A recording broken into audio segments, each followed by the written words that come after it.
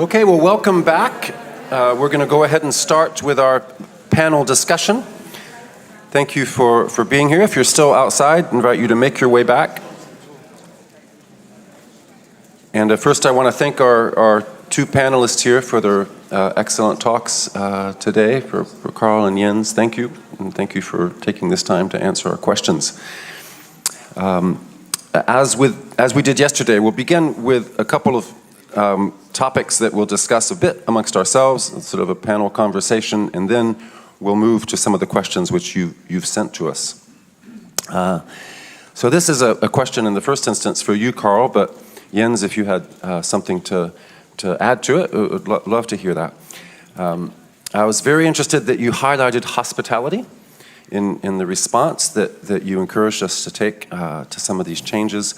And I couldn't help but immediately think of Rosaria Butterfield's book, The Gospel Comes with a House Key, which I think you wrote a blurb for. Yes. And of course, she writes as a former lesbian who became a Christian as a result of being befriended and of eating in the home of a pastor and his family. I think you were speaking mostly in the context of Christian formation.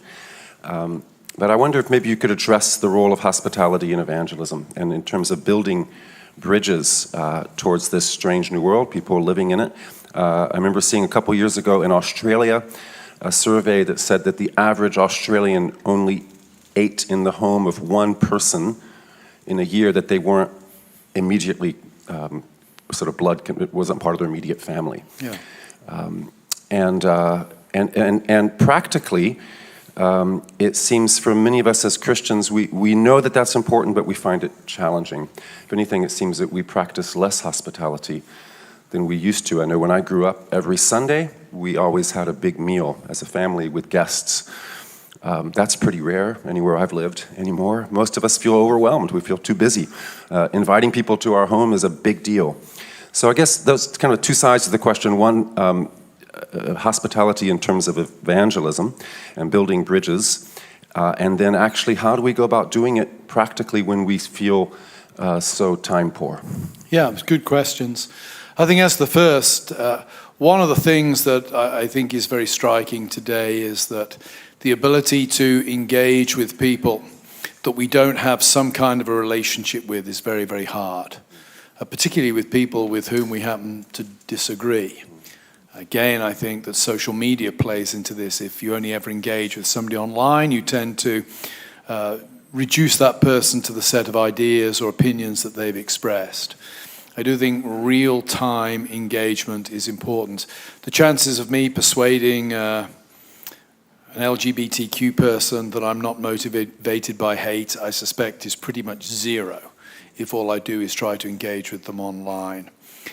But I do think we can have positive engagements with people if we engage them in real life in hospitable type situations. I give an example from my own experience as pastor. One of the things that we did when I was pastoring in Philadelphia was once a year. It sounds, it sounds kind of oddly English, even though it took place in America, but what I would do for 1 week each year in the summer, we got permission for me to sit on a rocking chair in a local park and read a C.S. Lewis Narnia book over 5 nights to any of the local kids who would come.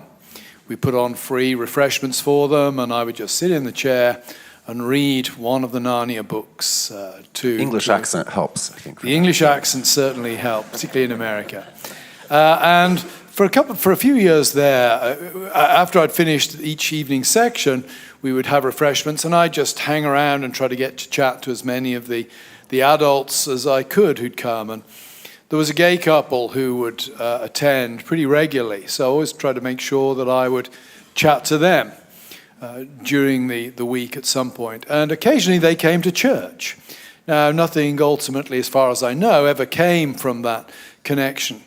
But I'm pretty confident that whatever else they thought about me was that they may have thought my views on sexuality and marriage were completely crazy.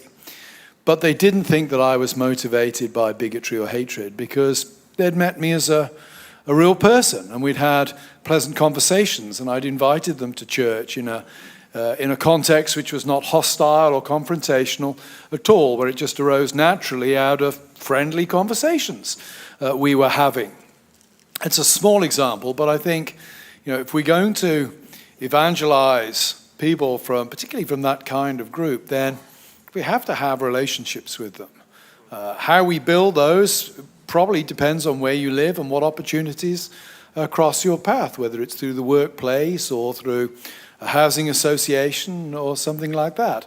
I think we also need to remember that when we're speaking about people from the LGBTQ community, one of the things that came through very clearly in Rosaria's earlier book, Secret Confessions of an Unlikely Convert, which is the story of her conversion.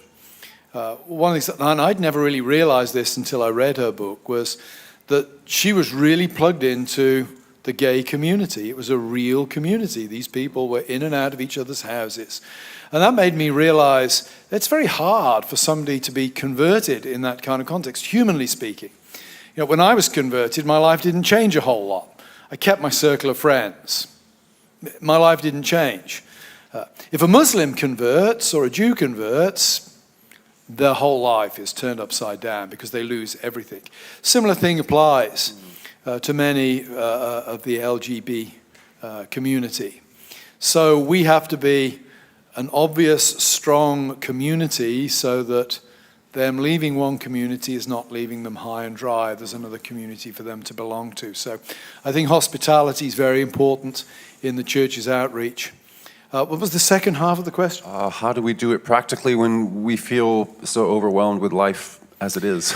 Yeah, I go back to the point I made towards the end of the lecture when I said, the Great Commission is given to the church as a whole. It's not that everybody has to do every task superbly and excellently. And for my wife and I, there are rhythms of life. When our kids were younger, when we were poorer, when we lived in a much smaller house, our capacity for hospitality, it was there, but it was considerably limited compared to what it is now. I think you need to think carefully about your position in life, what is possible for you, and to do what is possible. And as a church, to have an overall strategy as a church whereby, if you like, the burden of hospitality will fall more on some people than on others. Because when you're in your 50s, like I am, and it's just yourself and your wife, and you're rattling around in a home with plenty of space, hospitality is a whole lot easier than if you've got 4 children under the age of 10 and you're running around in circles merely trying to keep up with everyday life. So I think, wise, thoughtful reflection on the possibilities that you have. I think everybody does have opportunities for hospitality. It's just some have more than others. Take those opportunities that you do have. Don't go into a depression. Don't feel that you're not measuring up if you don't have so many opportunities. Different people have different capacities for these things. That's helpful. I remember a couple I knew who wanted to practice hospitality, but they just weren't good at doing stuff in their home. And so they would take people out to dinner all the time, and that was how they did it. So that worked for them. Jens, do you have anything to add to that? Yeah. Okay. Another of Hartmut Rosa's concepts is the acceleration society, and I think time is a problem. We are simply too busy to spend time with people and being hospitable. And I think we need to find ways to slow down, both as a church, but also as individual Christians. I also take great comfort in what you're saying about the Great Commission being given to the church, because my wife and I are very different persons. I find it sometimes challenging to meet people and start a conversation and invite them, but my wife is fantastic at that. But I love cooking. I do all the cooking at home, and I enjoy providing meals for people coming to our house. And It's a great team between the two of you. Yeah. That's great. I appreciate what you said about time. And wouldn't it be wonderful if when people came into Christian community, into churches, they sort of felt like they were entering a different time zone, a different rhythm, where things slow down and we're set to a different sort of order of time. That would be the goal, I would think. Yeah. Jens, this is a question for you. You mentioned towards the beginning of your talk that our humanity, including our maleness and femaleness, is a gift. It's a good gift from God. And it seems that that is a real line of cleavage today between the Christian vision of reality and the one in most of the world around us. If the world has no intention and no purpose, if it's simply raw material for us to manipulate, then gratitude doesn't really have a meaning in that context. But for Christians, gratitude is really kind of our fundamental posture in our lives. I wonder if you might press into that a little bit more, and particularly maybe speak to how we can encourage each other in having an attitude of gratitude, not just for our salvation. I think we're clear on that. We could always do more of that, but not just for that, but also for the givenness of our creaturely existence in this world. Yeah. I think it's extremely crucial, not only for redemption or salvation, but also for the common good and well-being of people, to begin with the givenness or the gift of life. In some ways, I think it resonates with most people's intuition that life is a gift. But again, in our societies, so many people feel the pressure of not performing enough, being good enough, being insufficient. And I think the doctrine of the givenness of life, the gift of life, is a very crucial place to begin conversations with people.